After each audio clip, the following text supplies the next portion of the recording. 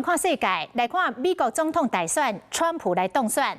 川普这届选总统是选甲真水，唔拿来攻破着对手民主党几哪个州，因为共和党更加是摕下着参议院，这是共和党40年来上大胜利。这嘛表示，川普离这届总统的任期将会是行政、立法、司法三权拢落伫个手头的超级总统。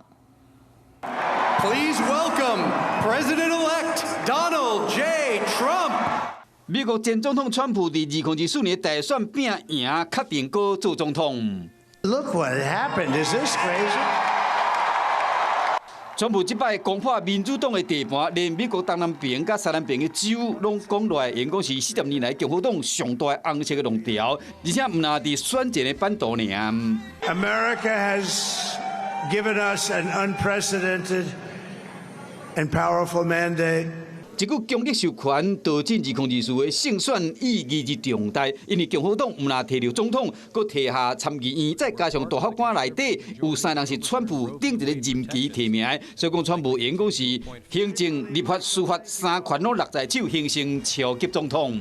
What that means is that the Trump administration will be able to pursue its agenda, whatever that turns out to be, with fewer political constraints than most presidents labor. 专家分析讲，川普即摆讲经济议题，和大部分的美国人有感觉，无论种族还是阶级，为拿转红。Donald Trump won because he tapped into a lot of fear of the future and a great deal of dissatisfaction with the status quo. Really was centered less on immigration and more on inflation, as it turns out.